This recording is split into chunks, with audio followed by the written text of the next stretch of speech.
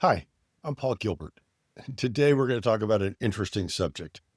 Trump has created this nearly $1.8 billion fund for MAGA organizations, anti democratic individuals and institutions.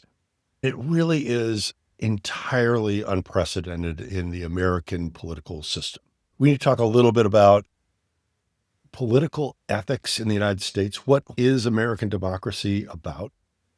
I'm reminded of President John F. Kennedy when he said, "Ask not what your country can do for you, but what you can do for your country."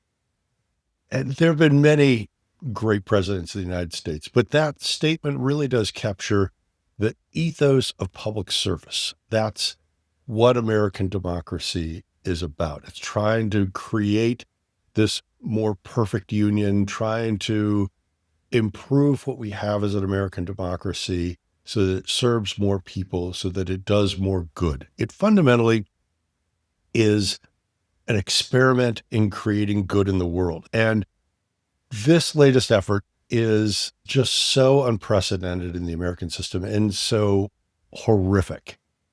The amount of money is 1 billion.776. So he used 1776 as his symbol for this, which I find appalling. Donald Trump, as president of the United States, sued the United States government, and he settled with himself, which will be put into a fund that he will control. He's going to use this fund to reward anyone that he deems as being persecuted by the justice system. So rioters in the January 6th coup attempt are eligible to get money.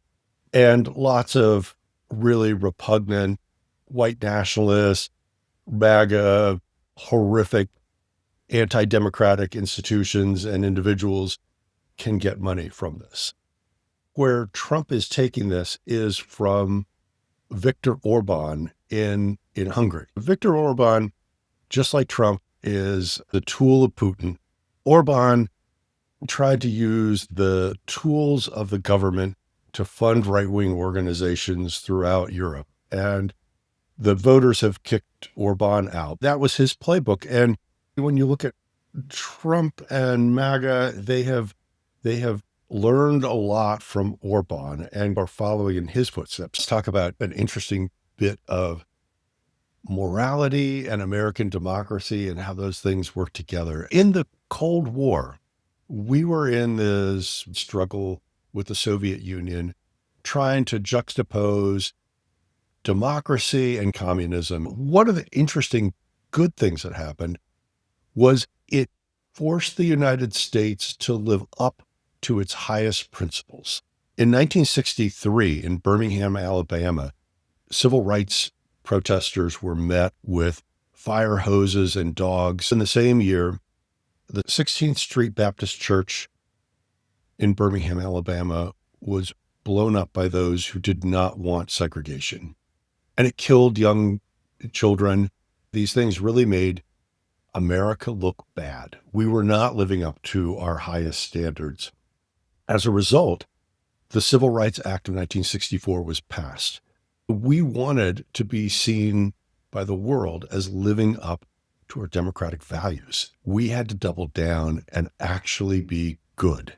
It reinforced this thing that American democracy is this interesting 250-year-old social experiment to try to be good, to try to represent the people, to uphold these values and these ethics. And we have stumbled along the way, but we have tried. And what you're seeing with the Trump administration is they're not even trying. It is just open corruption and disregard for democratic institutions.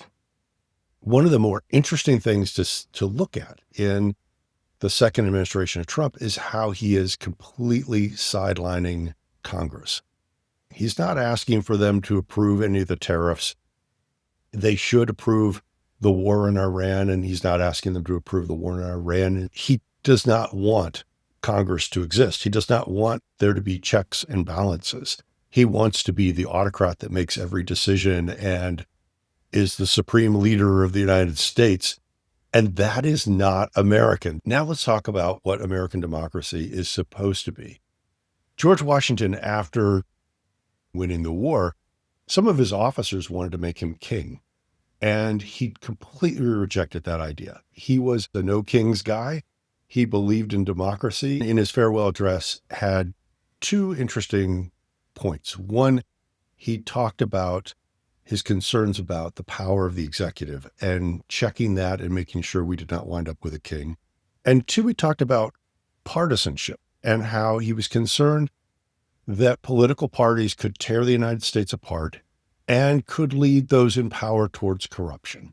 And I think that has absolutely happened in the United States. And we see that with the MAGA party. And I'm not going to call them the Republican Party. I'm going to call them the MAGA party, because I think in many ways, the traditional Republican Party ceased to exist in 2016 when Trump was elected. What we have increasingly seen, particularly in the second administration of Trump, is a political party that has very little in common with American democracy. This is a cult of personality wrapped around one individual. And that individual, Donald Trump, believes that the United States is an extension of him. That's what makes it easy for him to accept gratuitous bribes like the 747 from Qatar. His family members are creating cryptocurrencies and predictive markets that let them gamble on insider information. One of the things in this latest settlement is that Trump and his family will be immune from audit or prosecution from any financial crimes that could be found in their taxes from this point looking back. And now let's talk about, have we ever been here before as an American democracy, and where do we go from here? Where we have been not here, but somewhere kind of like here before, is with Watergate. With Watergate, President Nixon directed a group to break into the Democratic headquarters and steal secrets. That was pretty darn democratic. I don't think it really ranks up to what we're seeing today. But what happened with Watergate was that there was a reaction. One, the Republicans in Congress thought that the president had gone just too far. So they set aside partisanship for a moment and said, this is not American. And that's exactly what we need from Congress today. We need the Republicans in Congress to develop a will to challenge Trump. They have not shown that will in the past. Trump needs checks and balances. He needs guardrails. And right now, he has no guardrails at all. The other thing that happened after Watergate was a whole bunch of reforms, campaign finance reforms. We recommitted ourselves as a nation to good government. And some of those campaign finance reforms have been thrown away through Supreme Court decisions, and we no longer have the protections that we did in 1974, 1975. Elon Musk spent $300 million to elect Donald Trump, and that's just direct contributions to his campaign. What that means is that we do not have the American democracy that George Washington envisioned. We need to make lots of reforms. On a state level, we saw in the last General Assembly session, casino interests trying to override Fairfax County government and impose a casino. They were doing that by throwing lots of money around the state legislators in Richmond, trying to buy their way into Fairfax County. It didn't work, but it was a pretty horrible example of democracy gone wrong. We also see it with Dominion Power. You and I pay our power bill. They take that money and they use it to influence things in Richmond. Dominion Power spent $20 million between 2020 and 2024 lobbying in Richmond. They lobby because they're a monopoly that is controlled by the State Corporation Commission. State Corporation Commission is controlled by the General Assembly. So they lobby the General Assembly and they throw lots of money around so that they can basically set their own rules. That's not democratic. That's not free market. So we need to address it on a federal, state, and local level. We need to recommit ourselves to democratic institutions, to doing good, to being public servants, to asking ourselves not what our country can do for us, but what we can do for our country. So join me as we try to rebuild American democracy. American democracy is this amazing thing. I absolutely love it. And we need to invest in it because we have one of the coolest forms of government around. It has just gone off the rails. We need to put it back on the rails and keep it going and keep improving it through every generation. Thank you so much.